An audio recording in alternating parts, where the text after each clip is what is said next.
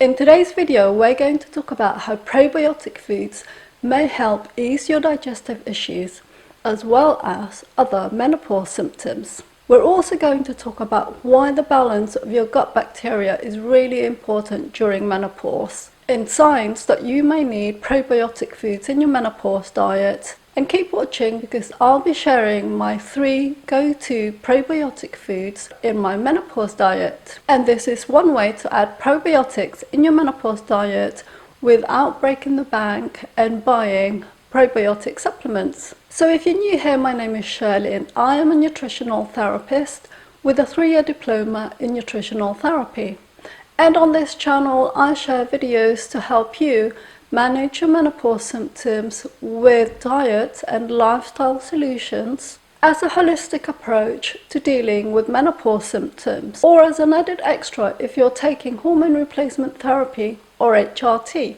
So what are probiotic foods? In simple terms, probiotic foods are just foods that has gone through a certain fermentation process. And what the fermentation process does is to break down the carbohydrates and sugars within that food. The fermentation process allows microorganisms that may be beneficial for our health and the aromas and flavors of that food to develop. And the best thing about fermented foods is that the nutrient content increases. This process makes it easier for our body to absorb the nutrients that has developed. But how can probiotic foods help us during menopause? We have trillions of different bacteria and other microorganisms on our skin and especially in our gut. And these microorganisms are essential for our survival, affecting many body processes, including getting the nutrients from our food, providing us with energy, helping to control our mood and memory, regulating our metabolism, and supporting our brain and neurotransmitters. We need a good balance and diversity of bacteria in our gut for us to remain healthy. As women, we need a healthy balance of a colony of bacteria known as estrobolome. And these are essential when it comes to metabolizing estrogen. We need our estrogen to be in balance. And to be able to do that properly, we need our gut bacteria or our estrobolome to be in good balance to support the metabolism of estrogen effectively. And because we have estrogen receptors all over our body, including our digestive tract, the lower estrogen levels may affect the balance of our gut bacteria. So it's really important that we support the balance of our gut bacteria as much as possible. When our estrobolome is out of balance, whether it's through lower estrogen and other female hormones, or whether it's through our diet and lifestyle, it may put us at greater risk for estrogen-associated diseases such as some cancers, obesity, diabetes, as well as mood and memory issues. So what are the signs that you may need probiotics in your menopause diet? Do you have a lot of sugar in your diet? Do you rely on processed foods? Do you drink a lot of fizzy drinks or alcohol? Do you have skin rashes? Do you have sugar cravings? Have you found that you've had to take lots of antibiotics since being in menopause? The antibiotics not just kills the bad bacteria, they have the ability to kill all the bacteria in the body, and that may leave you in a state where bad bacteria grows. If you're getting value from the information I've shared so far, I'd love it if you hit the like button, so YouTube knows to share this video with other women who may benefit from the information I share here. And also, it tells me that you are getting value from this video, which helps me know that this is the type of information you're looking for. Consider subscribing and hitting the bell icon so you'll get notified when I have uploaded those videos. So by now you may be thinking, maybe I do need to take some probiotics. And what's the best probiotics for women during menopause? Now, before you dive into the world of probiotics or other supplements, and like everything that I say within this channel, if you are concerned about your menopause or other symptoms, do go and see your doctor to make sure that he or she knows that it's okay for you to take probiotic supplements or eat fermented foods. Also, not everyone can take probiotics, especially those who have weakened immune systems, because probiotics can do more harm than good for individuals who may fall into that category.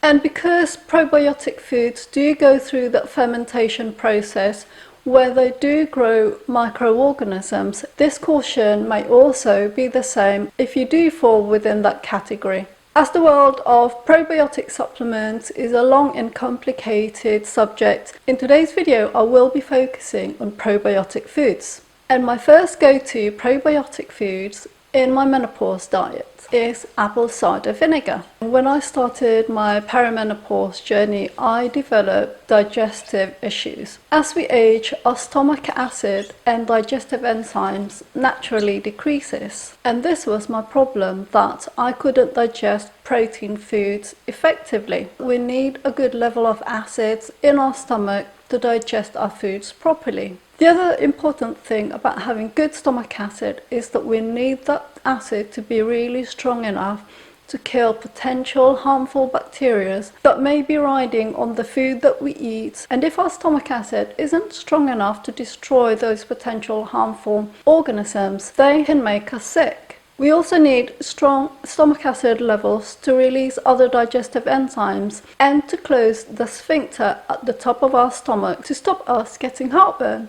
Apple cider vinegar has a pH level of between 3.19 and 3.69. It's also rich in minerals such as potassium, magnesium, iron, and zinc. It may provide benefits such as being anti-inflammatory, antioxidant, anti-tumor. It may also help lower blood pressure, and it may also help with insulin sensitivity, which is why apple cider vinegar is really popular for people who are trying to lose weight. Now, I know some people do take apple cider vinegar shots, and I have tried apple cider vinegar in a bit of water when I feel really uncomfortable, but I find that quite strong. What I tend to do is that I create an apple cider vinegar based salad dressing, and I find that it's a lot easier to use apple cider vinegar in this way. Since using apple cider vinegar, my bloating has decreased and I can eat protein-rich foods without going through the cycle of constipation followed by diarrhea. My second go-to probiotic food is sauerkraut. Sauerkraut is basically fermented cabbage and has an acidity level of 3.22 to 3.34. So again, sauerkraut is really good for supporting stomach acid levels and helping with digestion. It may help lower cholesterol levels and generally improve your gut function. What I also found when I did the research for this video was that the fermentation that sauerkraut goes through increases the compounds that helps metabolize estrogen. The really good thing with sauerkraut is it's really versatile. So you can use it as a side dish in the same way as you'd use relish. You can pretty much use it as a garnish, but I use sauerkraut mostly on my salads at lunchtimes. Because much as I love salads, I do find sometimes that it can be too light, which makes it easier for me to get tempted to have a sweet snack between lunch and dinner. So by adding sauerkraut, it gives a bit more bulk and fibre, helping me to stay full for longer and helping me to avoid snacking in between meals. And it's really important to have lots of vegetables or fibre-rich foods in your menopause diet, because the fibre in those foods feeds the probiotic microorganisms that you're getting through those probiotic foods. So the third probiotic food in my menopause diet is kefir, which is basically fermented yogurt. I found out about kefir because I was looking for something to help me with my sleep, because sleep is still one of the menopause symptoms that really gets me sometimes. And a video I watched mentioned that kefir may be really good for supporting with restful sleep because of its protein content as well as the microorganisms within the fermented yogurt. But in all honesty, I'm not sure whether it helped my sleep, because I only used it once or twice to support my sleep. Because of the acidity and tartness of kefir, I'm a bit cautious of using it so close to bedtime when I will be brushing my teeth, and the effect of the tartness on the enamel of my teeth, because I've already got sensitive teeth. So I have kefir as a snack instead when I do feel like I need a snack in between lunch and dinner. I will prepare a tablespoon of chia seeds and I will soak it in some soy milk. Now, you don't have to use soy milk, you can use any type of milk that you prefer. I will let the chia seeds soak for at least an hour or until I need it, and then I'll add in a couple of tablespoons of kefir and have that as a snack instead of going for something sweet or other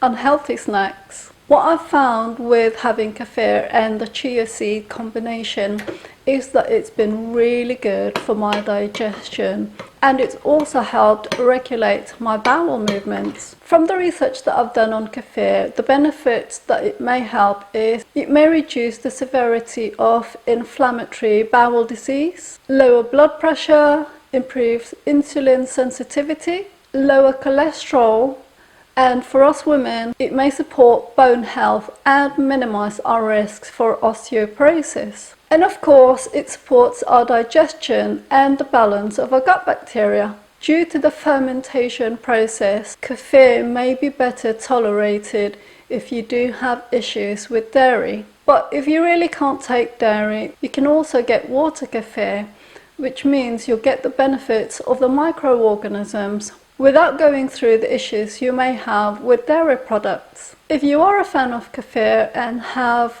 recipes or suggestions, I'd love it if you'd share your ideas in the comment section down below. One of the reasons that you may be struggling with bloating or digestive issues since being in menopause is that it's down to having sugar cravings. So if you'd like some tips on how to take control of your menopause sugar cravings or other cravings, check out this video.